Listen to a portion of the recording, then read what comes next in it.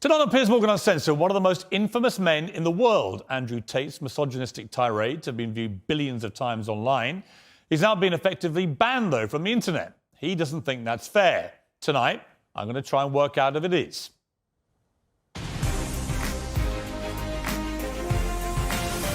From London, this is Piers Morgan Uncensored. Well, good evening from London and welcome to a special edition of Piers Morgan Uncensored. Andrew Tate, one-on-one. He's the most famous man you probably never heard of, with billions of views online. At one point this year, more people were searching Google for Andrew Tate than Donald Trump or Kim Kardashian. A former professional kickboxer, he was kicked off Big Brother in 2016 after a video emerged of him striking a woman, in what they now both claim was a consensual sex game. He's since made millions as a pornographer and casino owner in Romania, but it's his online videos that have made him notorious across the world, posing as a playboy with fast cars, cigars, weapons and cash. He rants about his often scandalous views on women. Or instruct a female to provide sustenance. Cook. So I think my sister is her husband's property, yes. Tells young men they can get as rich as him by paying for his digital life lessons. I have 100 business tips I'm going to teach you, which will allow you to make your own money instantly. But amid a global media backlash, the net has closed on Andrew Tate. While millions still share his videos, he's effectively banned from the web, booted off Facebook, YouTube, Instagram, Twitter and TikTok. To his fans, he's a misunderstood satirist and the victim of big tech censorship. To many others, he's a malicious misogynist. Tonight, I'll try and get to the truth. Well, some of the opinions Andrew Tate shares in his videos are undeniably deeply offensive. We're going to show you some of them on this show. I think you should see them for yourself, not simply hear what he says about them or what other people say about them. Tens of millions of people across the world follow Andrew Tate, and with a big following comes a big responsibility, as well as a public interest in holding his views to account. If outrageous opinions are read aloud, they can be challenged and exposed for what they are. If they're silenced, the person holding these views can become a martyr. So that's why I invited Andrew Tate to come here tonight, and he joins me now live. So, Andrew, well, welcome, first of all. You've come all the way from Romania to do this interview. Correct. What do you hope to achieve from this interview? Why are you here? It'd be interesting to have a conversation with you. You've certainly been the subject of your own divided opinions in the world. Mm-hmm. There's a lot of people who would say some of the things you say are perhaps dangerous or toxic. So I thought you'd be a good person to speak to about this subject. I didn't know much about you before this year, and then I suddenly became very aware of you, as the world did, because, as I said earlier, you were the number one subject searched on Google ahead of Donald Trump. Yeah. I didn't think it was even possible. Yeah. Why did you get suddenly so popular / infamous, do you think? I exploded. I certainly didn't do that with magic. I've been on the internet for a very long time. I think in the world we live in now, as the other side, the people who disagree with me, as they get more and more tyrannical in their censorships and their hate mobs, etc., as standard masculine practices are deemed toxic, I didn't put a magic spell on everybody. I managed to accumulate a large amount of affinity with the male populace across the Western world because I'm simply saying things that many men believe, think, and feel. The problem I would say is I want to play you just a clip off the top. This is from Joe Rogan, who's somebody I absolutely love. Sure. And I think it explains to me what I presume my issue with you is going to be, right? Correct. And you have absolutely got the right to try and persuade me otherwise. Sure. But Joe Rogan said this about you. My 12-year-old and my 14-year-old asked me about Andrew Tate. And my what'd you say? 14-year-old What'd you asked say? me, I said he's a legit world champion kickboxer. I go, I like him a lot. Why do you like him? And I was asking him. And they said he says a lot of funny stuff on Twitter and TikTok. He f***ed up with the misogynist stuff. Yes. Because if he didn't do that, if he just did the pro-male stuff. So I thought that was interesting because when I've gone over everything that's been at the centre of the debate about Andrew Tate, I come down with Joe Rogan in the sense that there's a lot of stuff you say I agree with. You know, I've got 3 sons in their 20s. It's not easy, actually, being a young male in the modern world. And I think a lot of the things that you say about that can resonate with them. Yeah. The problem comes with the, I don't know, 10, 20% or whatever of your output, which on the face of it appears to be blatant misogyny. And when you couple that with your massive influence and huge reach, that is why the social media companies have decided to effectively cancel you. I don't believe in cancellation. I don't believe in censorship particularly. That's why I've invited you to come on the show. But I do think a lot of the things you've said are blatant misogyny. Do you accept that? So you made a very interesting point there. You just said on the face of it appear to be blatantly misogynistic. I understand that on the face of some of the long format content I've made, if you're going to take a few seconds out of hours, chop it up, put it all over social media, accompanied with my massive fame, then things can absolutely not be taken out of context. I do not hate women in any regard. I have no negative relationship with women. No women have come forward saying I've hurt them. I have no criminal record for hurting women. There's no way I can be seen as the face or the devil in regards to how men treat women on the planet. I'm absolutely and utterly the opposite. I believe in protecting and providing. I've been misunderstood. There's been large contingents of people who have tried very hard to purport lies about me. And the truth of the matter is, I've been producing content for a very long time. Hours and hours of videos been cut down to 2 or 3 seconds of clip. Those clips have gone viral and people misunderstand me. But I think you've used this phrase of be taken out of context. And I'm not sure that is correct in the sense that it still comes out of your mouth. And some of the things some of the things you've said, I just think are blatantly. Well, let's do them. Let's hear them. Let's go through some. Sure. Right? So you said this about Me Too / rape. This is probably 40% of the reason I moved to Romania. In Eastern Europe, none of this garbage flies. You go to the police and say, he raped me back in 1988. They'll say, well, you should have done something about it back then. Yeah, so the point I was making was obviously at the height of the Me Too scandal, and also if we look at Amber Heard and Johnny Depp, there's been a lot of high-profile cases where men have been accused of things they did not do without evidence, and their lives have been completely and utterly destroyed. Right. When I say these things, people sit and say that, oh, he hates women. I don't hate women. I think rape is disgusting. I would take a stronger stance on rape than the British government. I think these people should face the death penalty. But to sit and say that women without evidence can go forward and just make up accusations against men, even though they've been repeatedly proven to destroy men's lives at will, is absolutely and utterly What about a asinine. woman who was raped back in 1988 and goes to the police? Then the man should face absolute and complete justice. But do you understand that when that clip appears on TikTok as a clip, and all right, as a clip, completely. Okay, but it's still something that came out of your mouth. Do you accept that when that appears on TikTok, a lot of young, maybe not as smart as you, young men, right, impressionable teenagers, will read that and go, what's he saying here? Is he saying that rape doesn't exist? No, completely. I'm not going to sit here as a professional and say that I can't be taken out of context. What I will say is that one small sentence you've taken was from a 1-hour video where I explained that, of course, rape is disgusting. Of course, everybody should be punished for their crimes regardless of when they happen. But people are not perfect, male and female. And if you give women the opportunity to destroy men's lives without evidence, there's going to be a contingent of women who will do that. I'm trying to make a balanced and nuanced argument in a world where people have no attention span. They're going to take a few seconds, put it online, decide someone's good or bad, not be interested in the longer format video. And here I am. No, I'm certainly a person who takes personal responsibility. That's who I am as a person.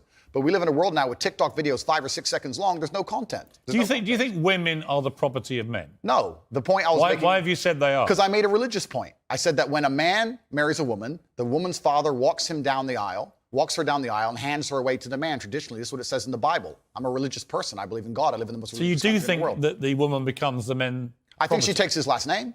I mean, let's watch the clip that you said about this so that we can get it in context. So I think my sister is her husband's property, yes. When a bride is walking down the aisle to marry the groom, the father walks next to her and gives her away. True or false?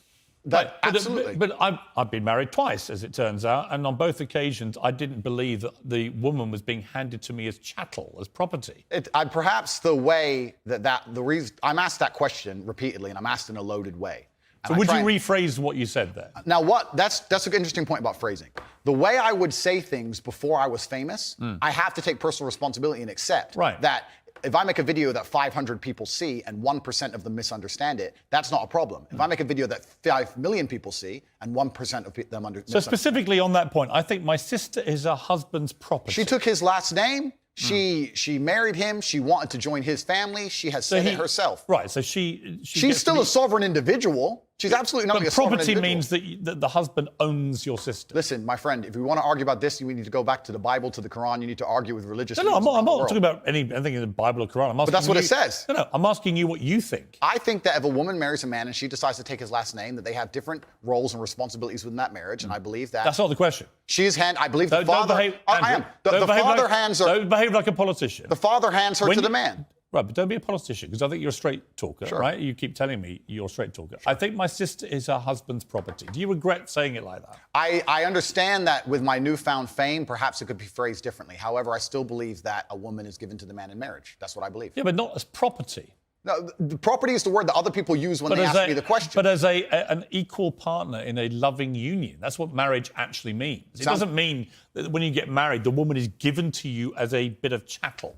Agreed. So why say it?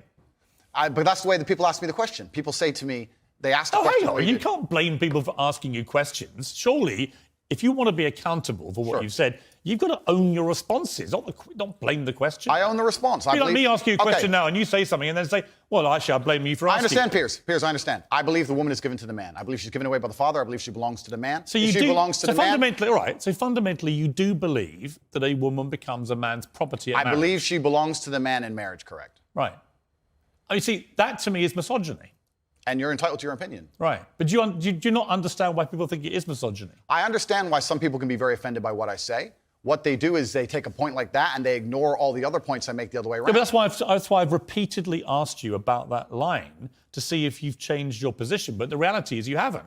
It's not about changing positions. I'm a full-grown adult and I stick by the things I say and I'm responsible for them. Which, by the way, is fine. Absolutely. But what you did say at the start of this little exchange, you said, you know, I wouldn't maybe say things the same way now that I did before I was famous. And yet, actually, you've doubled down and said exactly the same thing. On certain points. So that is what you believe. I mean, that's my point. Yes. I'm trying to work out, look, I don't know you. We've just met, right? Yeah. I'm trying to work out who Andrew Tate is and what you actually believe. I don't want to twist anything at all. Then let me make it very, very clear to the camera. I believe a woman is given to the man in marriage. I believe that. I also believe a man has a duty to protect and provide for her. I believe a man should lay down his life if something happens or his wife's life is threatened. I believe that women and children first are on the lifeboats. But men, I believe that men. But a man doesn't own a woman. It's not. No. It's okay. Unless they literally buy them as a slave. Well, obviously, we're not talking about that. We're talking about religious, biblical marriage. We're talking about something else. Yeah, but I'm a Christian. I don't believe that I own my wife. Do you believe your wife was given away to you when she took your last name? I believe that there is a process where a father traditionally walks his daughter down the aisle and hands his daughter to this man, and they stand there and become a union of two loving people in a partnership. No, there's no ownership involved. I didn't say ownership. He's not selling her. The father of the bride isn't selling his daughter. No, absolutely. That's what property means. She becomes a member like of your house, family. Is it? I think we're arguing over semantics. We're not, though, because fundamentally, I don't believe a man owns a woman. You do. Well, I don't think a man owns any sovereign individual. I don't think we live in the world of slavery. I don't own any men or any woman. Right. Nobody owns But when you anybody. use phrases like property, that's what you imply. I understand. And so my point again is, you're a smart guy, right? There's no denying that. You're smart, you're a good talker. I've seen a lot of the stuff. But what I don't think you quite fully understand. No, I understand very well, When Piers. young, impressionable people I understand who that are very not well. as smart see things like, I think my sister is her husband's property, yes, and you've just reaffirmed that belief. They think that they have the right to own women. I understand that very well, Piers. That's why people think you're a misogynist. Completely. I understand all of this very well, which is why when you're saying I was backtracking, I'm not. Do you have any regret, though, over the way you phrase this stuff? Well, this is the point I was trying to make. The point I'm trying to make is when I was not nearly as famous and I was making long format content, I was not sitting there anticipating I'd become the most Googled man on the planet and that a few seconds could be taken out of context. That was not my anticipation. No, but it's I still didn't what plan. you believed. It's what you believe now. So what's the difference? It's not about, you're asking me, you're saying that young people who are If impressionable. you said to me, look, Piers, honestly, I've had time to think about this and I wish I hadn't said it, I don't believe that. That's one thing. Actually, you've said the opposite. You said, actually, that's what I think, yeah. I think that when So it doesn't really matter whether you recorded it when you're famous or not famous. It's what you actually believe, right? I believe that a man has a duty to protect and provide for a woman. I believe that a woman's father gives her away to the man. That's what I believe, and that's in my marriage. That's the circumstance I'm going to live under. If people want to live in a different scenario, that's completely theirs. Their prerogative. You went on to say about authority over women. If I have a responsibility over her, I must have a degree of authority. Yeah. For the same reason, if I have responsibility over and people are going to use their mind, it's an example, an analogy. Responsibility over a child, I have to have some authority. Yeah. So you believe as part of your ownership or your property of the woman, you have authority over her. No, I believe if you have That's what you said.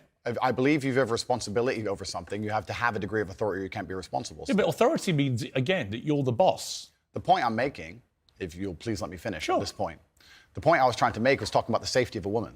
She was walking alone at night. And I was saying, well, I wouldn't let my woman walk alone at night. And they said, well, you're not in charge of her. You don't get to decide what she does. I said, I understand, but if I'm responsible for her safety and I'm the person who's burdened with making sure she is safe, I have to have the authority to say, don't put yourself in unsafe situations. The two things are linked. Well, you don't have authority. You can absolutely have the right to say to the woman you're with, I don't think you should, but ultimately... If she decides, then I can't force her. Right, so authority implies that you have the ability to control someone. No, authority implies that I have the moral right to sit and say that that's an irresponsible thing to do and I'm responsible for That's not what authority means. Well, I'm not going to... If you think I'm going to lock somebody up in their room, is that what you're implying? No, I don't think you know what authority means. I know what it means. I'm saying that if I just a different description of what authority means. If I have responsibility for her safety, then I have to have the authority to tell her not to do unsafe things. Yeah, but authority means that you have some form of control over this woman.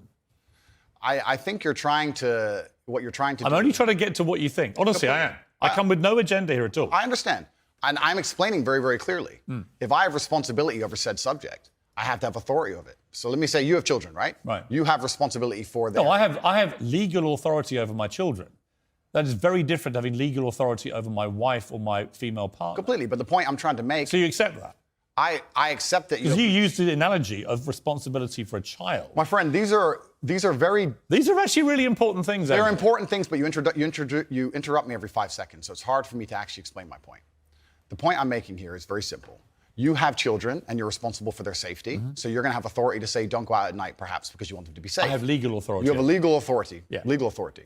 I'm saying that if I had a woman, and the question where you've raised this soundbite from, I was asked about protecting a woman, making sure she's safe. And I would say I wouldn't want her to go out at night on her own because I'm responsible for her safety. And someone said, well, you don't have authority over her to do that. And I said, well, no, I can't force her to stay inside. But if she were to ask me, how do I protect myself at night? I would say, well, you should stay inside. That's how you should do it. I don't have an issue with what so you we just agree. Said. No. It's the semantics. No, it's not semantics. And this is where I don't think you quite get why there's a furore over what you say, with respect.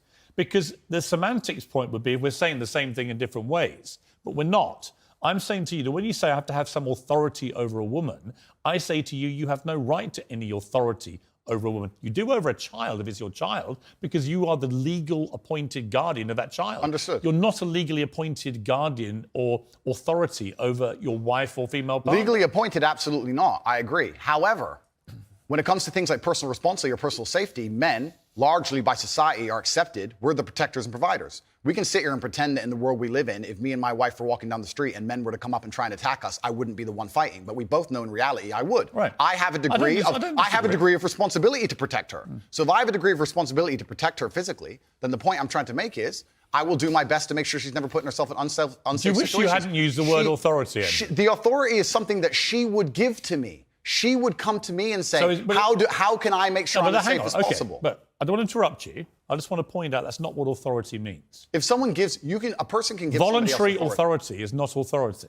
No, but that's the point. It's not.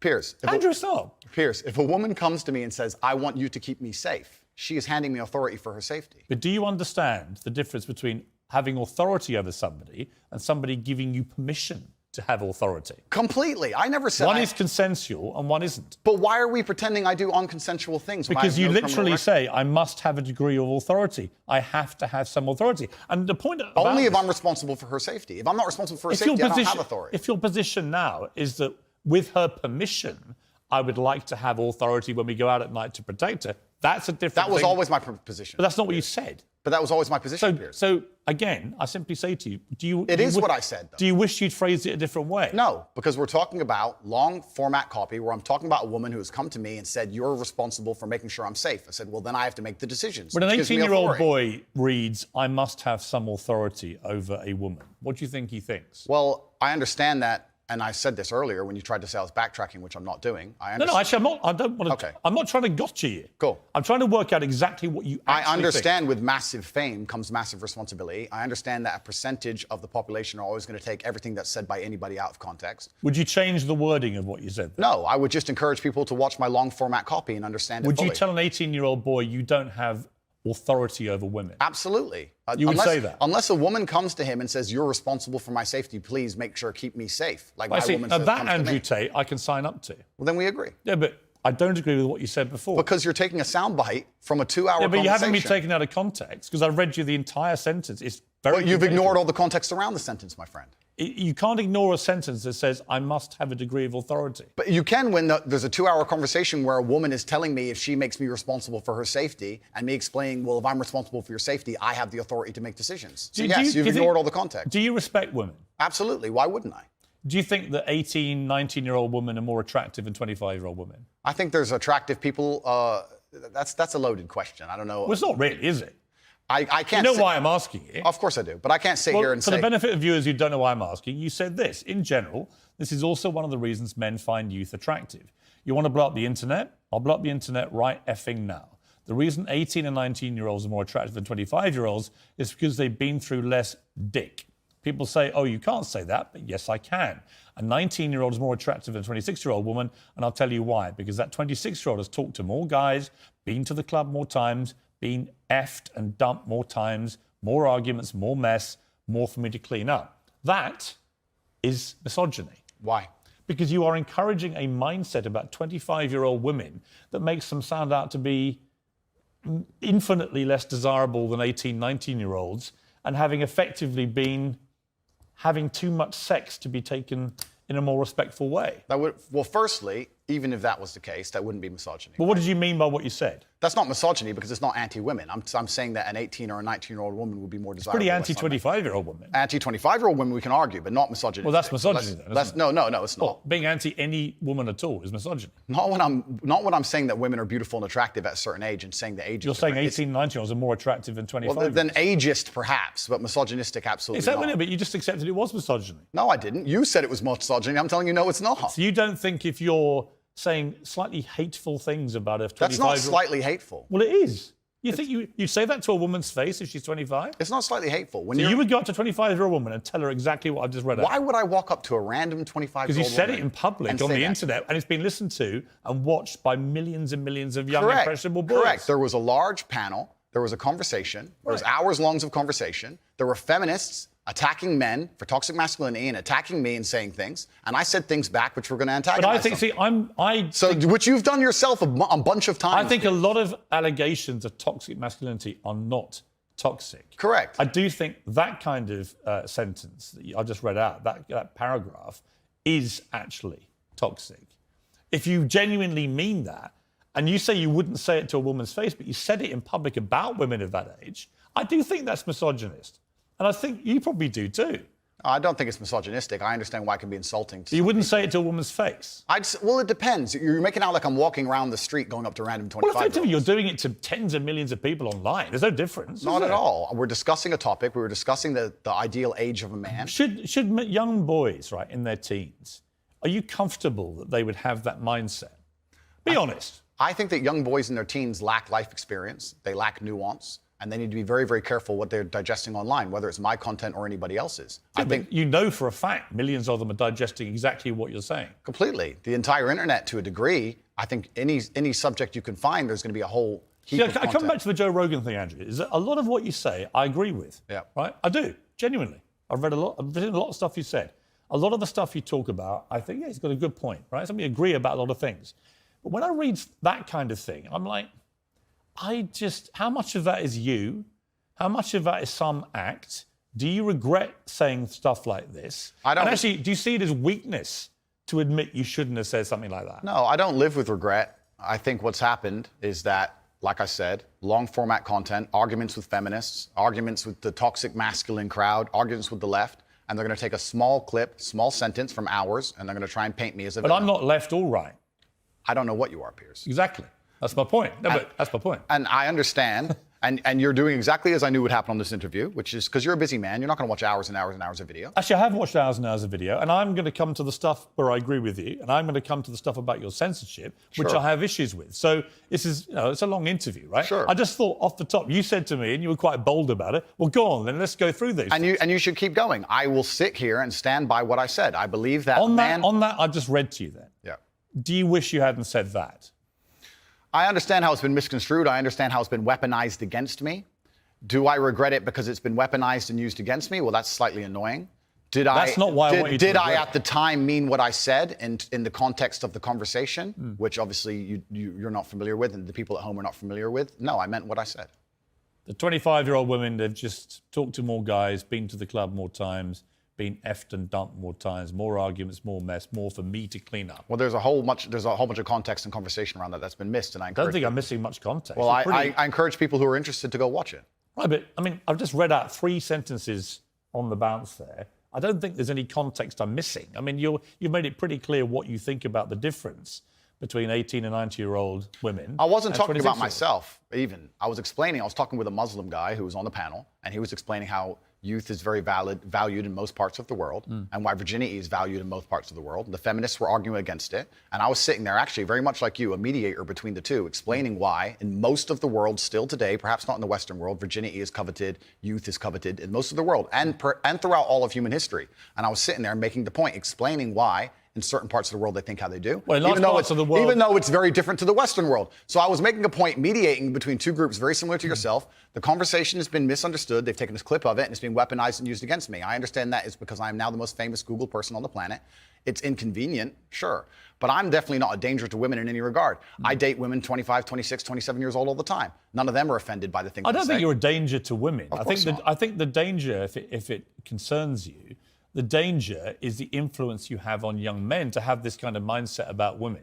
And that's really where I'm trying to get to what you really believe and how much you've just shot off because you think it's like entertaining and you haven't really given it much thought. And whether now you're a bit older and you've had all the fallout, whether part of you is thinking, actually, if I had, as Joe Rogan says, if you hadn't said stuff like this, you'd probably still be on all these platforms. You'd be massively more popular, massively more famous, massively richer. So I'm really just trying to get to, on the blatantly misogynist stuff, do you just wish you hadn't said it? With great power comes great responsibility. It was certainly said before the great power came. It's inconvenient to a degree. However, like I said at the time, with the context of the conversation, I know that I'm not saying things which I believe to be detrimental to the world. However, they've been misconstrued and they've been misunderstood. If a 25-year-old woman was watching this, would you say, I'm sorry for saying that? Well, I wouldn't want anyone to be offended by anything I say. But I say things that offend. And this is the thing that's interesting, Piers. Please let me finish. Yeah, but you're behaving like a politician. But hang on. You could say I'm interrupting. You do. But you're answering a different question to the one I asked you. So as an interviewer, you're Sure. Okay, you're sure. behaving... Sure. Okay, let's... Sure. Okay, you accept that. Let's accept problem. we both No problem, got no on. problem. Okay. So again, my point is simply, if a 26-year-old woman is watching this and has heard those comments, Yeah. would you just say to her, look, I'm sorry, I shouldn't have said that. No, I won't. I will say that I am sorry that offends you. However, there's a large contingent of the world... That doesn't mean you're sorry. No, I'm not sorry. That's the point I'm making. I'm sorry if that offends you. However, there's a large contingent of the world that believe that, and I was mediating for a conversation. Parts of the world that believe that about 26-year-old women are parts of the world where women are not allowed out on their own. That's a They conversation have to wear full burqas. Well, that's a conversation They're not to allowed have. to drive cars. That's nothing to do with me. But is that the kind of world for a woman that you... I was mediating applaud? a conversation. No, I'm asking you what you think. I don't live in a country where that happens. You're using that as the excuse for why you're not sorry for saying it. It's not an Is that there are excuse. parts of the world where this is fine. My friend. So my question to you is, well, do you think it's fine? I don't think it's fine. I live in a world where You don't think it's fine? the reason This I isn't that hard, Andrew. You can simply say, Piers, you know what? With the benefit of hindsight, I wish I hadn't said it like that. And if a 26-year-old woman's watching, I'm sorry I said that, because that actually is blatantly misogynist. And even though that's a view held by other parts of the world, it's not a view I share. Now, I would respect you more if you said that than if you try and say, well, it's said in other parts of the world, so I'm not sorry. I think That doesn't tell me what you think. Then you need to understand why my content existed in the first place. My content existed because I tried my very hardest to be an absolute and utter realist, especially with uncomfortable truths. I was pointing out that very uncomfortable... Is that a truth, then? It's an uncomfortable truth in many parts of the world. It's not a truth that I'm happy about. It's not a truth I created. Hang on. You're doing it again. What do you mean that's a truth in other parts of the world? That's what you said. You're not talking about another part of the world. You're talking about what you believe is the difference between 18 and 90-year-olds and 26-year-olds. I was talking about... It's your belief. I was talking about what the people on the panel believe the difference is. So what do you think the difference is? I think the difference is age. What's the difference then? Well, then a 26-year-old's older than a 19-year-old. And so you stand by what you said about talking to the guys, being to the club more times, being effed and dumped more times. Well, you believe that or not? No, there's plenty of 26-year-old women who have been with one man or virgins, Right. of course. So you don't believe that? I don't think that the age is the only thing that's going to decipher how many men a woman's Right, been so if you with. don't actually believe what you said, just say sorry. It's not about not believing what I'm saying. It's about you understanding that there's large conversations going on. I'm in just this reading context. back stuff you've said. I know and you I'm are. asking you, do you believe it? I believe that it's more likely a 26-year-old's had more partners than a 19-year-old. Right. You don't know that. I don't know that. You're right. In fact, there could be absolutely no evidence for that whatsoever. Completely agree. So why say it? Why stigmatize all 26-year-old women? It's not about, we're repeating ourselves here. Well, not really. I'm just trying to get to what you actually believe. I believe that men find youth attractive in general. I believe that in the context of the conversation. 25-year-old women aren't old. I agree with you. They're not, especially I'm old. I'm a lot older than that. The point I was making was part of mediating a panel, a conversation between feminists and some Muslim guys. I get it. Okay, I get it. good. But So you you understand why I said the sentence. But as far as I know, you weren't espousing what a Muslim man might think. You were espousing what you think. I was espousing what the people on the panel believed. But you were saying what you think. I feel like you're trying to pin me down. If it's not what you believe, just say, I don't believe that. What part wouldn't I believe? Well, you tell me which part you don't believe. There's the sentence. Which part would you now say you don't believe? I believe that 25-year-old women perhaps have had, because they've been alive longer, maybe have had more partners, but I don't believe that makes them a bad person. Right. But you understand that the way you phrased it makes every 25-year-old I woman understand. feel a bad person. No, I don't think so. Of course you do. You're not stupid, Ad. Come on. Piers, Andrew, you're not stupid. You know what that sounds like to any 25, 26-year-old woman. completely. And you're Right? So you have maligned every 25, 26-year-old woman with that statement. And I'm simply asking you, to all those who are not of the type of women that you've described here, are you sorry? I don't want anybody to be offended by anything I say. I want to be a positive force in the world. I don't want anybody to hear what I say and make them feel bad about themselves. I want all people to live righteous and good, whether they're male or female. And anybody who's You lead a offended- righteous life? I think I do, yeah. Do you? Yeah. You boasted openly of having 6, 7 partners at once. So is that righteous? I'm not taking there's no moral view from me. Simply asking you what you think righteous means. I think righteous is living true to your heart and knowing that you're doing good by people, not snaking anybody, not lying to anybody. I know I live a very righteous life. Have you ever been in love? Yeah. How many times? Plenty. I believe in love between men and women. I I mean, think- real love, you know, where it's... Yeah. I believe- How many times would you say? Enough. I believe men and women are a beautiful union. I think we're slightly different, but when we work together, we're the most powerful force in the world. How many women have you loved? I don't know, Piers. A few. Give me a ballpark. 5, 10, 20? Let's say You don't forget how many people you've been in love with. Come let's on. say 10. I mean, I've been in love, and I certainly believe that men and women, when they work together, it's the most beautiful force on the planet. I believe in family. I believe in children. I believe in. If you believe in family and children and love, Yeah. why are you single? I'm not single. Well, you're not married. That's what I mean. Well, if I was married, the last thing I would do is advertise it to the feral psychopaths on the internet. So I'm not a feral psychopath. Well, that You can called me be- friend earlier. Can be debated, Piers. But the point the point I'm making as a whole is that all of these. Do you want to get married is my point? No, but let's please for a You second. don't or you do? Let's please for a second, because you've interrupted me so many times I've failed to. Well, actually, I've only full interrupted answer. you, just to be clear, when you've actually answered a different question. Cool. Well, then on all these points And you've admitted that. on all these points you're making on repeat, you're taking these sentences and on repeat you're you're weaponizing them against me. I'm I not understand. weaponizing anything. Okay, it's fine. No. The You're point- weaponizing the weaponizing, which No doesn't problem. exist. No problem. But You the- said to me, come on, bring it on, read out all the things that you think are blatant misogyny. All I've done is literally read out all the things we identified from all the research that I thought were blatantly misogynist and Understood. given you the chance to respond. And the only time I've interrupted you is when you've tried to answer a completely different question. Understood, Piers. But these things were said in large context where often I'm talking about how, for example, on the same podcast where you've read one of them sentences from, I was talking about how it's a man's duty to die by a woman. And the guy asked me, he said, if 10 men with knives attacked your woman, wouldn't you just... I said, yeah, I'd stand and die. I'd never just run away because I have a duty as a man. I must die on the spot to protect her honor and my honor.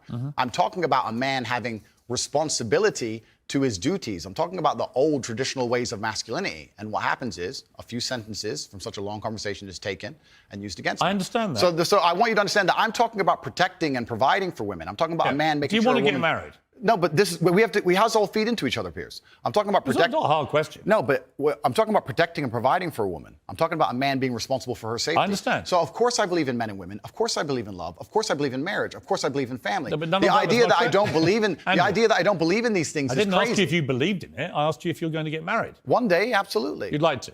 If I'm not married already, I will be married one day. If I'm not. Well, you might be secretly married. I could be married, correct. Why would you not tell me either way? Why would I advertise to the feral psychopaths of the world who have tried their very best to destroy me for an opinion about my private life and the things that are most sacred to me? Why Well, you would I think do if that? you said you were married, everyone would hate you? I don't know about people hate me. It's about me understanding that I'm a hard target, but I am very, very protective of the people I care about. Right.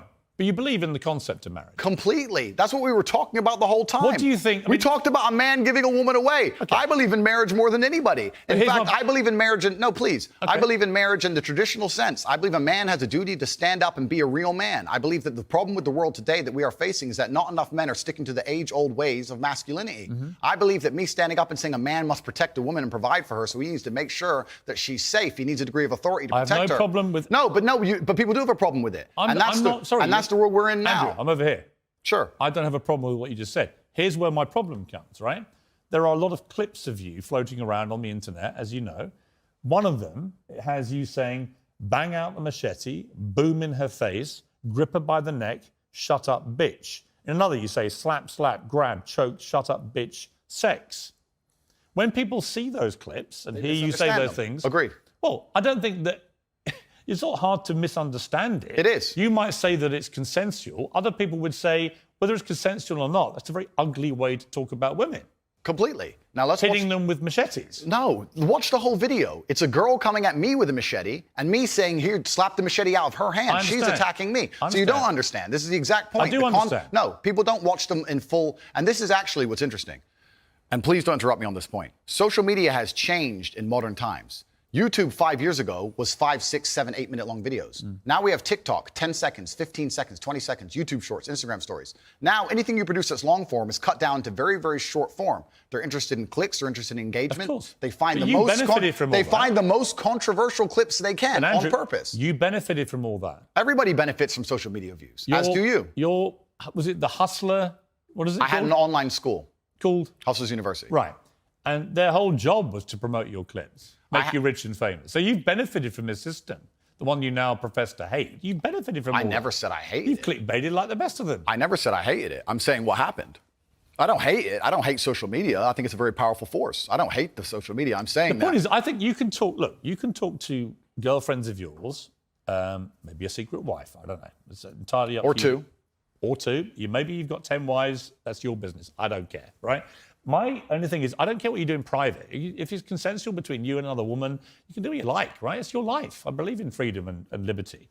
It's when you say it in public, it's the influence that this kind of thing has on young men. Agreed. Right? And I speak with someone with 3 sons, right? It's who are, by the way, they're intrigued by you. They're fascinated, right? You're a big thing in that world of TikTok and so on. So they all are aware of you and what you say. So they're all looking.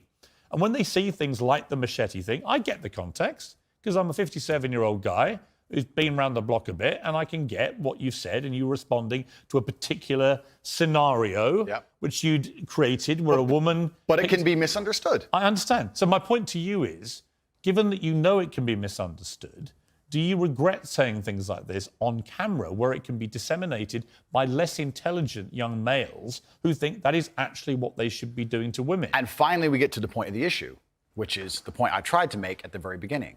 When I made a video before I was famous that got 500 views, me being concerned that 1% of people will misunderstand it was not relevant. Where you start getting 5 million views a video, 50 million views a video, 1% of people misunderstanding Doesn't change what becomes no, it doesn't. But it becomes a much larger problem. I understand. So with great fame That's true. comes great responsibility. Right. So I agree. Would I now that Here's my I'm que- famous, Yes. do I say things the same way as I did back before I was famous? Absolutely not. Right. As neither would you or nearly any other famous person on the planet. So my Once you logical- become famous, you have to be a lot more careful with I how you understand. say things. I understand. So my logical follow-up to that remains, do you regret then saying it the way you said it? I can't live in regret by saying something before I was famous on a camera which barely anybody watched, and then I became famous afterwards. That would be a very asinine way to view the world. Do I you can't live in. Do you stand by all those things? I can't live in regret because I didn't know I was going to become the most famous man on the planet. Regret would be the wrong word. Is it inconvenient? Sure. But I can't sit here and say, I wish I knew 6 years ago I'd be the most famous man on the planet and monitored all of my speech forever. That's asinine. You see, one of the problems that people have with you is that they think you have a malevolent influence on young people. This was the excuse that was put out by the big tech companies. Excuse being the key word. Well, it may be, actually. You know, I intrinsically, I have a problem with censorship. I don't think Donald Trump should be banned from Twitter, for example, because the Ayatollah of Iran remains on Twitter and other social media platforms. And whatever I think of you, you're not the Ayatollah of Iran, right? So to me, there's got to be perspective here. And I don't understand the inconsistency by what companies like Twitter, how they treat the leader of Iran and someone like you. It seems to me they're much more draconian on people like you than they are with people who perhaps should not be allowed platforms. But generally, I don't really agree with no platforming people. But I think what's interesting talking to you is it seems to me like you have gone on a bit of a journey of self-awareness about the impact of some of the stuff you said in the past, and you have said you wouldn't say it again in the same way. Now, you may not want to express regret for that, but it shows me that at the very least, you have evolved to somebody who recognises that these can be quite damaging in the way that you said them. Completely. As a professional and as an adult, it would be stupid for me to sit here and say that now that I'm the most famous man on the planet, my words do not have more impact than they did before. With impact, with power comes responsibility, and things need to be worded in a very careful way. Now, when I do a long format interview, I have to sit there and consciously understand that any 10 seconds of that can be cut and used against me. So I have to be a lot more careful with how I say my words and how I construct my sentences. Of course, we agree with all of that. That's exactly what's happened to me. I agree with all of that. I don't want to be seen as a negative influence in the world. I know that there's a whole bunch of men. I get thousands of emails a week from men whose lives I've saved. I get thousands of emails a week from men who are on the verge of suicide and I've saved their lives. We're talking about... And by the way, I don't dispute that at all. You have almost certainly, I would think, from everything I've read about you, I think you have certainly been probably able to be very helpful to young men who have really struggled for self-confidence and all that kind of thing, right? Completely. I'm completely prepared to accept that. But there was also, I think, quite a disturbing piece that BuzzFeed did. And it talked about the negative impact of young, impressionable male minds when they've read or seen some of the more inflammatory things you've said. And they quoted, for example, Sandy, 22, from Washington. My father's gone from a man who minored in women's studies in college, who was kind and in touch with his emotions, treated all people, men and women around him, with kindness, to a man who says that whenever he sees an effeminate male stranger, he gets an overwhelming urge to murder them. He loves podcasts. He listens to a lot of podcasts. I know he's listened to Andrew Tate. Whoa. Let's stop for a second. Let's be professional here, Piers, because you're a professional, as am I. First, she said, did you say that my father went? She said, my father has gone. Her father. That's a full-grown man, firstly. So we're talking about my impact on children. You just talked about a full-grown man here. Secondly, I've never talked about murdering effeminate men in anything online ever, in any context ever. So I don't know why they have taken some random person I've never met in the world who's full-grown, an adult, and come to their own conclusions who I've never met and lumped his name in with mine. That is absolutely unfair on every level. I didn't read this BuzzFeed. I didn't read this BuzzFeed article, but after hearing the first point, I know it's trash. That is complete garbage. I'm the reason this man believes what he believes. I've seen a quote from you, and you can tell me what you feel here about this. Sure. You talk about people don't want to see men dressed up in dresses. Transgender. That's not exactly what I said. What did you say? I said the reason I am so popular and I'm so famous is that there's a large contingent of men who don't want to wear makeup, who still want to make money, go to the gym, be strong, drive a fast car, be traditionally masculine, and don't want to be shamed for that, and they don't want to be called toxic for that. That is the reason I'm so massively famous. That is what I said. What do you think of transgender people? That's nothing to do with me. I'm not transgender, and I don't understand the issue like they do. Are you transphobic? Do you consider yourself that? Transphobic? What? Afraid? Well, it kind of, yeah. You have I don't live in fear, my friend. I have no problem. Do you have a dislike of transgender people? I don't know any transgender people. But do you have a dislike of what they stand for, what they are? No. Why would I? I don't know. That's not my issue. That's not my issue. And that's actually quite interesting because when I was attacked, a lot of these stupid articles like BuzzFeed, because it's ridiculous, that first point proves anyone with a brain knows that that's garbage.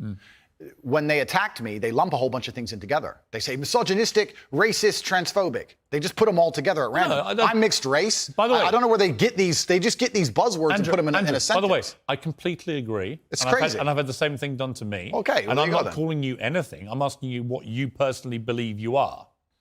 It's not an issue I discuss. What I do discuss is that... So you support transgender people? I support individual liberty. I'm a libertarian. Yeah, so you support transgender people? Sure. Why not? Exactly, yeah. But my point is, as a whole, you're saying that I'm saying I don't want to see men in dresses. I'm saying no. You support gay people? Sure. Yeah. I'm saying there's a large contingent of men in the world who like the idea of the traditional masculine view of the world, who feel happy when they watch 80s action heroes with big muscles and they run Yeah. around. And there's nothing toxically masculine about having a fast car and a beautiful girlfriend and making a bunch of money. And Nothing at all. Absolutely. And those are the people who are my fans. I and agree. I'm but saying, but the problem is, okay, I'm going to interrupt you just to say this. No. Okay, but you're saying that I have a problem with men in dresses. I'm saying no. The people who watch my I've asked you content. that question. You've answered. Yeah, but the people who watch my content don't want to see men in dresses. Clearly, I don't wear a dress.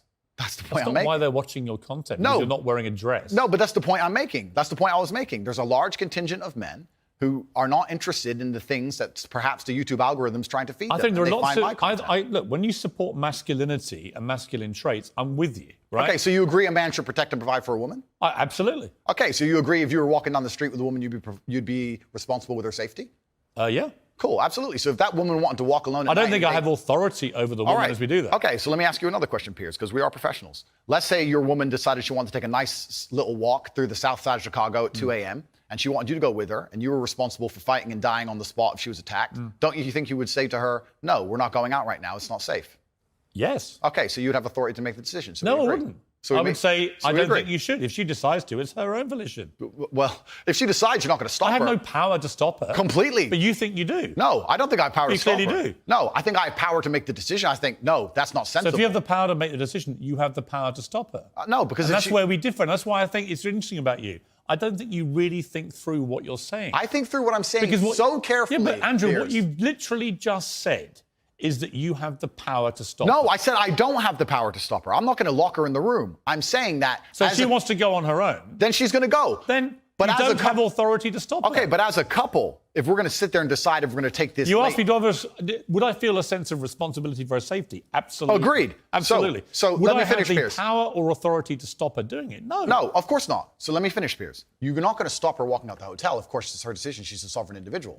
My point is that usually in a couple, you sit there as a team and you discuss, and perhaps on certain issues, the woman will know more about X and she'll decide X, and the man might know more about Y and he'll decide Y. So I'm saying if we're as a couple and we're sitting there and deciding, as a couple, as a team, and she says she wants to take this late night stroll, I'm going to say, you know what, I'm going to veto this one. I'm going to call veto do you on this one believe because in- it's dangerous, Right. which to a degree would give me, in that particular scenario, a degree of authority. If she said, I don't want to listen to you, Andrew. doesn't give you authority. If she says, I don't want to listen to you, Andrew, I want to go on that walk, then what can I do? Say, well, then I Then you I don't hope- have authority. Then I wish you the best, I mean, my love. Then you don't have authority. Cool, then it's a semantic argument. Not really. I think It's the complete opposite of what you said you had, which was authority. No problem, Piers. No problem. But I think Let we me ask actually you about what do you believe about depression? Do you believe depression is a real thing? I believe that feeling depressed is real. I don't believe depression as a clinical disease is real, no. Really? Correct. You don't believe people can be clinically depressed? I think PTSD is very real. Unfortunately, I have some friends who suffer from that. I know that feeling depressed is real. I believe that the number one power you have against these things are trying to take control of your own mind and affecting your own life. I believe that it's not healthy to hand over all your power and believe that depression is an outside disease that you can't affect. I know that when I've had difficult periods in my life, and also many of my friends, like I've said, suffer from PTSD and been through terrible things. I've lived a very difficult life, and I know people who have, that the things that made them feel better is when they woke up and said, you know what, I'm not going to allow this to damage me anymore. I'm going to take responsibility. I'm going to get up and I'm going to fight this as hard as I Right, can. and by the way, on that, I agree. So we agree. Right? My favourite speech is the Rocky Balboa one. to Okay, his so son. then we agree. No, we didn't. Here's where we don't agree. Piers. You don't. Now, hang on. You got to let me Sure. interject when I don't agree with you. Sure. Right? Where I don't agree with you is that there's no such thing as clinical depression. There absolutely is. Well- it's a proven scientific medical reality. There's a different argument about have we gone a bit too soft, right, in Yeah. schools and Yeah. all the rest of it. Absolutely. Yeah. Do I think some people moan and whine too much about their lot in life? Definitely. Okay. Are we a victimhood society? 100%. Okay. Is there such a thing as clinical depression? Absolutely. So if and my argument is that if you actually bracket everybody who's not clinically depressed and doesn't have the genuine medical condition, then actually if millions of people are deemed to have depression, the ones who really need the help don't get it. Well, that's my point. Well, that I would agree with. You're right. I think it's certainly an overused term. But you don't accept there is such a thing as clinical depression. No, I don't, And that because- to me is a damaging view. Okay, well, let me explain why. If someone comes to me and says, I'm clinically depressed or I feel very, very sad, I would say the first thing you need to do is stop accepting the identity of a clinically depressed person, stop accepting you have no control over this, And what you need to do is stop identifying that way, and let's work together to try and fight But against there it. isn't an eminent doctor in the world who would tell you there is no such thing as clinical depression. Johann- Who would not tell you that I think, some people I think it's simply beyond their control. Johann Hari wrote a book saying exactly that, my friend. He's not an eminent doctor. No, but he's a journalist. I said depression wasn't real long ago and was attacked for it. Then Johann Hari wrote a book, which What's it got to do with Johann Hari? because he wrote a book proving me right. Most people. Johann Hari's a journalist. Sure. And my point is that a lot of people who are clinically depressed are suffering with something in their life, and if you fix the problem in their life, perhaps they won't feel depressed anymore. That's not a disease. Yeah, but Andrew, that's situational. Andrew, you're simply wrong. If that's what you believe, Piers, That's it's what I fine. believe. I don't believe in things that take power away. There is not an eminent doctor in the world Piers, that would agree with you. Piers, Do you think you know more than doctors? I can't become clinically depressed Why do you know? because I don't believe in it. I can't be haunted by a ghost if I don't believe in ghosts. Well, that's like saying I'm never going to die because I don't believe in it. It's ridiculous. Perhaps, but if it allows me to live a life where I feel happy and But here's content where you within see, myself. this is that little area where you lose me. No, I don't lose you. You are, because Piers, somebody with your following says the there is no thousands such of people, thing. the thousands of people who have emailed me saying my doctor told me I was clinically depressed and it's a disease that I have got in my brain and I can't be fixed. And I started listening to you and I realized that that's not the case and I can fix my own life and you're the only person who has ever helped me. Oh, Andrew. Thousands of people have emailed me that exact email. If you think you are single-handedly curing people of clinical depression, you are living in cloud cuckoo land. I am reading the emails of people who I have cured of clinical depression. You're reading emails from people who have believed you when you say there isn't such a thing, and they've probably never been diagnosed clinically depressed. They just want to go along with what Andrew Tate says. I don't think so. I think your view of that view is dangerous. I respect that you think my view is dangerous, and I respect you have the right to view that, to think that. I think that clinical depression, I actually agree with you, is massively overdiagnosed. I've already said that PTSD is a very real thing. I've already said... I didn't... No, hang on. Okay. Again, you're misquoting me. I did not say clinical depression is massively overdiagnosed. I said that people who claim to be depressed but don't have clinical depression, I think that is massively overblown, right? In other words, there are a lot of people who just have a bad day and declare, I've got depression. Yeah. And I say, well, have you been to a doctor? Have you been clinically diagnosed? If you have, and you have clinical depression, that's one thing. But if you haven't, we could probably work on some mental strength and resilience skills with you. But a clinically depressed person has an absolutely proven medical condition that is beyond their control. Not according to me and many others, my friend. Well, look, what do you know about it, honestly? I know You're not from... a doctor, or you're not trained, are you? I'm not a doctor. You're not a psychiatrist, you're none of those things. Sure. You're a guy on the make, he's done very well for himself, spouting stuff off, much of which I agree with, as you've seen in the interview, but some of which is ludicrous, and that's one of them. It's not ludicrous. It is. It's not. If you said to me, we're in a victimhood society, has got to stop, I'm with you. Okay. But the moment you try and deny clinical depression... I believe feeling depressed is real. I do not believe it's a disease that you catch from the sky and you cannot affect. I believe that no matter what happens, I believe you have control of your own mind and you can fight against it. I believe if you change your circumstances in your life, you may feel different. I'll give you a quick example. I had a guy who emailed me saying he was clinically depressed and he was going to kill himself. I obviously am not a psychiatrist, I'm not a doctor. I told him, because I replied to my emails. I said, have you been to a psychiatrist? He said, yes, I'm clinically depressed. I've been on these pills, this amount of time. I'm on antidepressants, it doesn't work. I said, I don't know what to say to you besides this. And he said he lost his girlfriend, that's why I became clinically depressed. I said, listen, go to the gym, get a six-pack first. Once you've got a six-pack, email me again. If you still feel like killing yourself, I don't know what else to say to you. But I'd say, strong body is a strong mind, go train. He went, he started sending me progress pictures, emailing me him getting in better shape, and eventually got a six-pack. He's now a professional bodybuilder. And he said, I can't believe I was considering that. I feel so much better, etc. The doctor who was telling him he was clinically depressed and couldn't cure it, he started taking control of his own life, and now he felt better. Now, I'm not saying it's the case for everybody. No. I'm just saying. Here's my question, though. Have you seen the guy's medical records? Of course not. I just told you the So story. you're just taking his word for it? I am taking the word of a man who emailed me with a bunch of medication in specific So you're doses. denying proven science because one guy writes to you who you help and you've not seen any evidence he ever had clinical depression diagnosed. I'm denying the idea that... And on the back of it, you go on your rants in public to tens of millions of people denying something because this guy writes to you and says he had it and you cured him. And I think that's a dangerous mindset, Andrew. That's fine. And that's where you don't have a responsible view of your influence over people. Disagree. It's very responsible because I'm saving people's lives. I disagree that if you feel depressed, I disagree that you cannot affect it and change your life and take control and fix yourself and feel happier. I disagree with that. Do you think I refuse to accept that there are people out there who cannot become happy, contented individuals. I refuse to accept we live in a world where God has created people who, no matter how hard they work and how good their life becomes, can't be happy. I don't accept that. I accept that the universe is a very giving place and that God loves all of us. And if you try your best and you work hard, you can become a better person. And I also will argue with you, and I'll counter the point that you sitting here on your platform telling people they have clinical depression, there's nothing they can do about it, is far more dangerous. Okay, well then, if they have clinical depression... Why do you misquote me? No, because you're saying... You hate being misquoted. No, you're saying if people have clinical depression, that I never said they there's have a nothing to disease. do about it. They go to a doctor and they get diagnosed and they get help. Then I would argue the point that if It's the somebody... complete opposite of what you just said I said. I would argue the point that if somebody has depression of any kind, whether it's clinical, whether it exists or not, whether they feel depressed or not, whatever, that taking control of their life, taking personal responsibility and working hard is always going to be the positive, best thing they can possibly do for their life going forward. How and the people positive going is around it? them. So sitting here saying, I don't believe in clinical depression, you don't believe in depression. No, I don't. I believe that people can take control and fight against things. Right. I believe in personal sovereignty. Right. Fine. Good. So we agree. No, we don't. Yes, we do. No, we don't. Piers, you're on my side, afraid of being cancelled along with me. As I said to you from the start, that's all I it is. agree with a lot of what you say. Completely. So we're But talking I'm about... taking you to task over the stuff I don't agree with. Sure. And I'm just not sure you understand why it's wrong, which is in itself quite revealing. Let me talk to you about Alex. Let me talk to you about Alex Jones, right? Who I have a bit of history with. He tried to get me deported from the United States. Oh, did he? Yeah. What is your view of Alex Jones? I think that Alex Jones is a sovereign individual who, very much like the rabid left, deserves a chance to speak on his points of view. I think that the truth on issues is usually somewhere in the middle between two extremes. And So you think Sandy Hook was staged? I don't know anything about Sandy Hook. Really? You know he's just been sued by the families for millions and millions. I have no idea. You don't know anything about it? No. So why would you support someone in public when you know nothing about the most infamous When thing have I attached to supported it? him in public? You have supported him in public. I've been on his podcast. Yeah, but you said nice things about him. I say nice things about lots of people. What do you think of Alex Jones? I said nice things about you, Piers. That's fine. So you should. I'm a nice person. So to sit and say that I've been on a podcast and I say nice things about But him you means said I you support his right to speak about things like Sandy Hook. I don't know Sandy Hook. I don't know. And You know what it was it was a mass shooting. of school children. Okay, but to sit and And he, it's actually no. Let's stop for a second. Please don't interrupt me.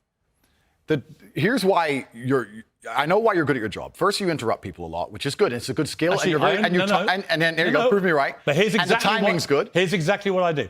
I only interrupt people like you when you either refuse to answer the question or answer a completely different one. Sure. And I want to remind you of what the question was. Fair enough. That's Or fair. when you misquote me back, which you've done repeatedly through the interview, where you say, you see, Piers, you agree with me. And the viewer who's been watching will go, no, he didn't. Cool, no problem.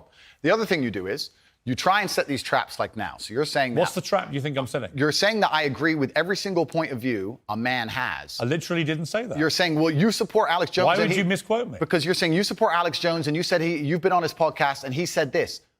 I don't know What do you think of Alex Jones? I don't know everything he said. What do you Piers. think of him?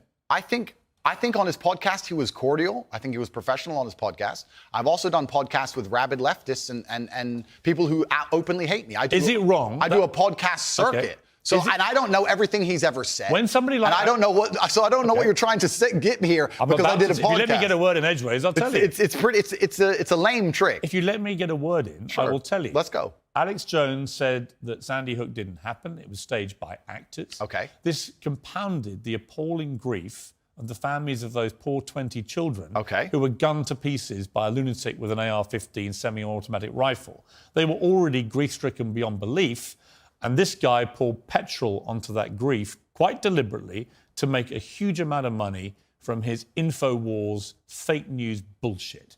And as a result, a lot of the families have now sued him, and they've won, and he's going to have to pay back tens, maybe hundreds of millions of dollars in damages to these families. And quite right, it won't do anything about the pain he caused them. Some of them actually had people turn up outside their houses with guns because Alex Jones had told them that these parents were making it all up. They were all staged actors. It was all run by the government. So I simply say to you, now I've told you that, what is your view of Alex Jones? I don't see why any of that has to do with me. It's very interesting. I've done the guy's podcast. I know him well. He was professional and courteous to me. When I meet somebody and they show me respect, I show them back. Respect. That's what I do, as I did with you. You respect him? If somebody shows me respect, I show them respect back. So if Adolf Hitler showed you respect, you'd respect him back? That's a stupid question, Piers. It's not. It's a logical extension of your argument. No, if in 1931 I was walking through Germany and a man come up to me and said, sorry for bumping into you, I'd say, sorry, no problem, mate. I'd show respect back. I don't know, what are you trying to say? That I sanction the Holocaust? You literally just said if somebody respects you, you respect them back I say if somebody shows me respect, I show respect back. That's a good way to go through life. Whoever it is. If somebody shows me respect and is courteous to me, I'm courteous back. Yes. How can you respect somebody who caused such misery and pain to Sandy I have Hook family? no idea the specifics of the thing you're discussing. I don't understand any of it. Well, when you I don't go- know anything about it. when You've you go- told me your version of events. When did you go on the podcast?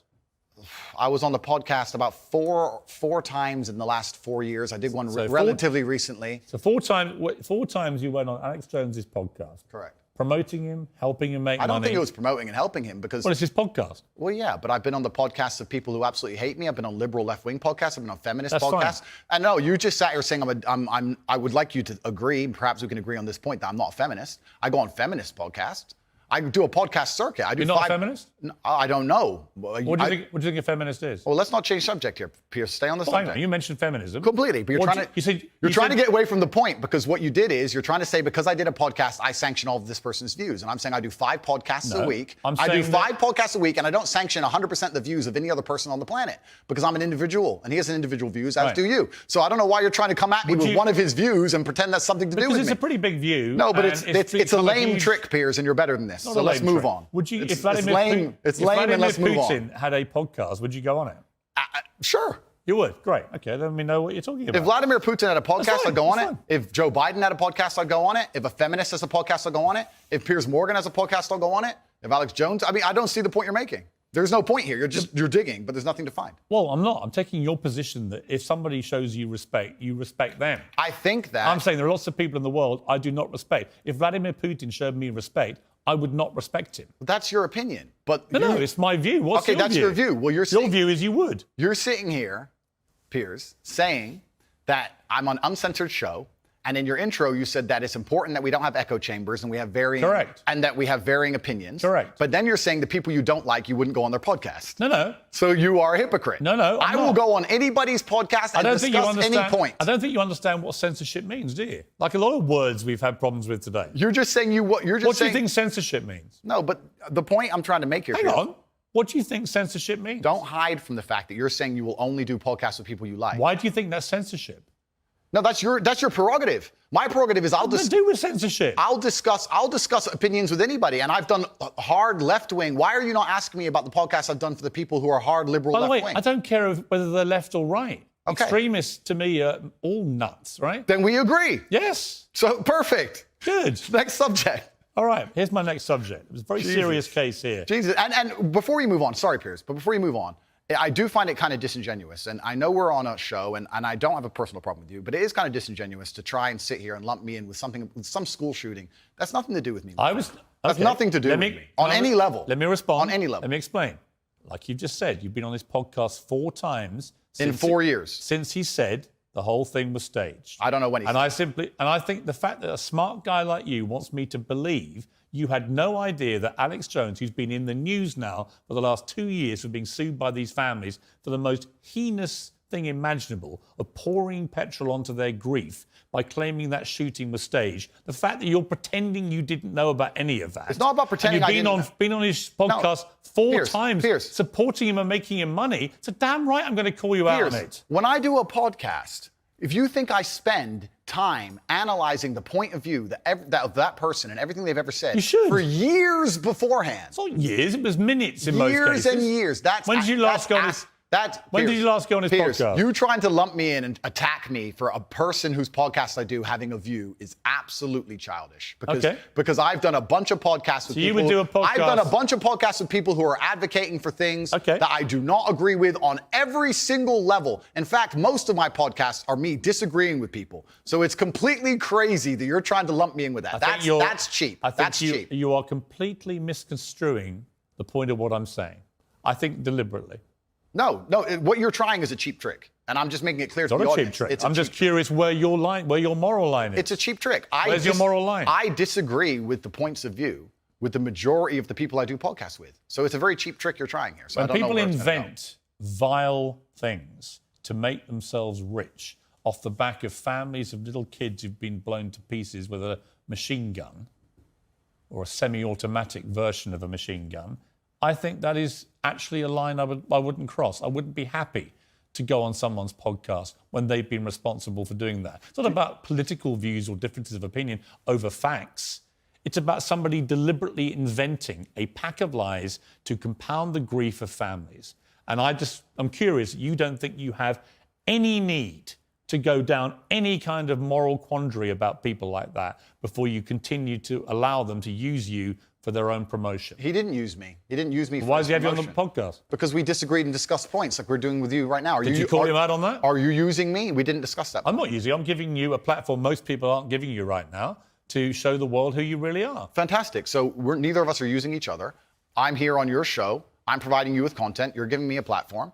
And nobody's using each other. It's mutual. We don't agree on a whole bunch of issues. It's fine. And here we are. I think we've had a robust exchange. Yeah, just like I've done on nearly every other podcast. And if someone were to come and say to me in the future, there's something, heaven forbid, there's a skeleton in your closet, and someone were to come to me and say, you were on Piers Morgan's show, did you know he's X or he's done X? I would say that's absolutely nothing to do with me. Right. But I make the same point protecting you. I don't know what you do. I don't know your personal life. I can guarantee one thing. I will not be inventing stories about the families of kids. I hope not. I hope you're a righteous person. But I don't I'm know. not claiming to be a righteous person. I don't know. I'm just saying that I just think it's interesting that you have no moral compulsion about going on people. It's not about moral compulsions. It's about I don't know what you do, Piers. You could have a bunch of skeletons in your closet, my friend. I don't have a clue. I'm here on your TV show. I'm sure we all have lots of skeletons. Let me ask you this. Interesting about the feminism thing. Sure. Do you identify as a feminist? I think that women and men are fantastic. Both of us are fantastic. I think women reproduce. I think women need to be respected, protected, provided for. I think that modern feminism is kind of hard for me to even truly understand. What do you think it means? What is feminism? I think that the idea of feminism is that men and women are equal under the law. And do you believe that? Completely. We should be treated completely equal. Yeah, but we are equal under the law. Wouldn't you agree? Not really. I think there are still some issues in the world where, certainly in workplace, the gender pay gap remains. They're not treated equally in most cases, women. Well, that can be discussed, the gender pay gap. I think that's already been discussed at length. I think that there's actually... You think women should go to work? I think women should work completely. You do? Why wouldn't they? Because in the parts of the country, of the world you were mentioning earlier, that have different views of women, they don't go to work. In the parts of the world that person from the podcast was from, for the point I made, yeah, they didn't. But I don't live in those parts of the world. I think women should be free to work if they choose. I think it's very important that the family unit remains. I do believe that in my personal view, the most important and respectful thing a woman can do is become a mother. I think that having children is a beautiful thing.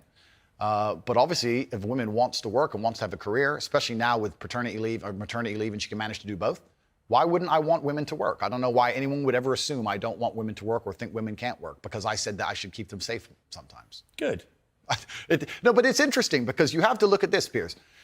It's interesting how people extrapolate. Andrew said that he's responsible for a woman's safety, and he said that gives him authority to make decisions for her safety, and that's been misconstrued, and he's a bad person. He believes that women are property. So, but now we believe that Andrew doesn't believe in love. Andrew doesn't believe women should work. Andrew, I don't know where all of that comes from. Well, that's why I'm glad we've had a chance to discuss completely. I believe women are sovereign individuals, and they can make any choice they so desire.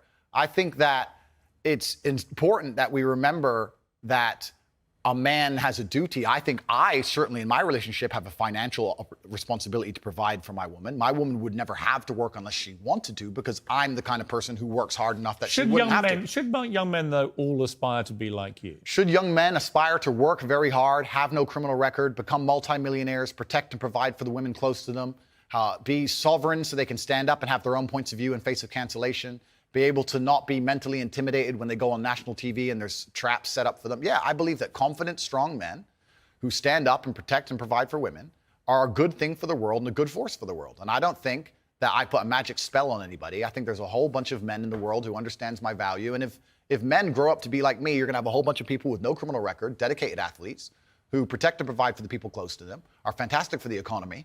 And I'm certainly not the worst influence out here, Piers. You have Lil Nas twerking on the devil on music videos, which our children are digesting. You have drill artists singing about stabbing people to death in the middle of a knife crime epidemic. You have rabid psychopaths on whether the right or the left announcing violence on the other side. You have all these insanities in the world. And because I sit here and say, yeah, perhaps, now you've laid it out and it offended you, I understand. I didn't say it offended me. Okay, cool. I just read you the things. You read things that you said they could be offensive, and some people are offended. Well, some people definitely were offended. Absolutely. That's fine. And honestly, I think some of the things you said were genuinely offensive and misogynist. Okay, so they offended you. And like I said earlier. So they offended you, No, which is fine. I said they offended you, you interrupted me, and now you're saying they offended you, which is fine. And But the point I'm trying to make is this. I'm not the devil. There are certainly worse people than me. And I don't disagree and they exist. with And I'm saying that my core tenets for the people who don't understand me are self-accountability, so I'm accountable for everything I've ever said. My core tenets are responsibility, so I'm responsible for everything I've said. My core tenets are traditional masculinity to a degree, which involves protecting and providing for women. And I'll make another point here that needs to be said. The number of women who have stood up and stuck up for me is ignored. Thousands of women are making videos saying, I've met Andrew Tate, he's such a nice guy. I wish I had a man like Andrew Tate who felt responsible to protect and provide for me. You know what? I do belong to my husband, that's why I married him and I love him. We ignore the thousands of women who stood up and stood by me and said everything I said is true. And we're taking a very vocal minority who have taken things I've said and are pretending to be absolutely and utterly devastated by them for some reason. All right. Time out. Sure. You've had a good run there. Sure. An inquest this week found that a 14-year-old girl, Molly Russell, died from an act of self-harm while suffering from depression and the negative effects of online content. The coroner said she was exposed to material that may have influenced her in a negative way, and in addition, what started as depression had become a much more serious depressive illness, and she very sadly took her life. That's absolutely disgusting. Right. Her father. It's terrible. Her father's campaign for better protections against potentially dangerous social media algorithms, right? It says that the particularly graphic content she saw romanticized acts of self-harm, normalized her condition, and focused on a limited and irrational view without any counterbalance of normality. First of all, what is your response to that? Nothing to do with you. That's the first thing. Yeah, it is nothing to do with me. The fact that a 14-year-old girl took her life is truly sad. The world we live in today is the fact that something like that happened is almost mind-blowing to me. That's truly sad. I actually feel sad inside to see something like that. This fact that they just said it's romanticizing the gory element. I don't know what she was watching, some kind of suicide videos thing. I don't know where these things are created. Do you think the tech companies should be much tougher about stuff like this? I don't know what kind of things she watched, obviously. I have to be a professional here. I think that the tech companies need to do their best to protect people, I guess, to a degree, but it's a slippery slope, isn't it? And then they use this slippery slope to silence some people and to Right, and I think it's a really fine line, and it's a complicated line. It is very I was interested in when you did an interview with the Times, Hugo Rifkin, who's a very good journalist. We did a big interview with him, and it was interesting to me, his conclusion, because he kind of concluded that although he found a lot of the things he said awful and offensive, and he didn't like them, and he didn't want to be that kind of person that would say those kind of things, nor could he actually work out exactly what you'd done, which deserved mass wipeout by all the tech firms. I thought it was an interesting conclusion. I don't know the answer to that, other than the reason I mentioned the Molly Russell case, not because that has anything to do with you at all, and I reiterate that. Thank you. So I simply ask you this. What has come clear to me in the interview is that a lot of things you say you wouldn't say now that you've said before. I'd say them differently, perhaps. Yeah, right. So to me, that's an acceptance, not just that you want to get back on platforms, because maybe that was one of the reasons you were no platform, but that you've recognised and understood the potential harm to the wrong kind of impressionable mind by some of the things you've said. Would that be fair? I think that's 80% fair. I recognize and understand that with massive fame, you have to be more careful about being misconstrued. Like I said earlier, 1% of people misunderstanding you doesn't matter with a small audience. It matters with a very large audience. With power comes responsibility. I still believe the things I say. I do not want to be a negative force for the world. I also understand that I am a man who's lived a very difficult, nuanced life, and I am capable of making nuanced points that may be misunderstood by teenagers. However, that can be said about anybody and everything. Every opinion online can be misunderstood by children. Trying to protect children from the internet is a very interesting subject in and of itself, because I would argue that 80% of the content on the internet can be negative or detrimental to a young mind that doesn't understand the world. Yeah. I'd argue that all of it. We just talked about music videos and dancing on the devil and all this stuff. This stuff is dangerous. By the way, I think you make a very good point on that. So, a lot of these rap stars, the lyrics, the videos, I think far exceed anything that you've been accused of doing. Completely. Because in a lot of cases, some of them promote non-consensual activity with people, right? And I just think that crosses a line you have, as far as I've seen, you haven't crossed that line. No, I haven't. And this is the thing. And I've been vilified, not because of the things I say, because much more extremist content already exists on the internet. I think the reason I've been attacked and vilified is because of the popularity, because I became so massively famous, not because of what I was actually saying. So as a professional, I analyze that and I understand that, okay, I'm massively famous now and certain things have been taken out of context. However, I still do believe I'm a force for good in the world. And I'm not going to sit here Have and you say, changed, though? it's not about changing. Well, it is. We're all involved in an evolution. How old are you now? I'm 36. 36, right? I bet you're a different person to what you were when you were 26. Oh, that's and absolutely, 16, that's right? absolutely a fact. So we all change. And Mike, you keep talking about being a good person. Yeah. I think if you're honest with yourself, Yeah. that you can see why people found a lot of the stuff you've said problematic and misogynist. And I think you've recognised you wouldn't express yourself in that way again because you've understood that it's caused a lot of harm. And that's really what I wanted to get to today, was an acknowledgement by you that these things clearly were said in the wrong way, created the wrong impression if you didn't mean them the way you intended them, and can therefore have a malevolent influence when you have a huge following. Yeah, when you have a huge following, you certainly have to be a lot more careful about how you get certain points across. That's absolutely a fact. Andrew, I appreciate you coming all the way from Romania. Thank you. It's been an interesting conversation, and I thank you for having it. Cheers, friend. Well, that's it from me. Whatever you're up to, keep it uncensored. Good night.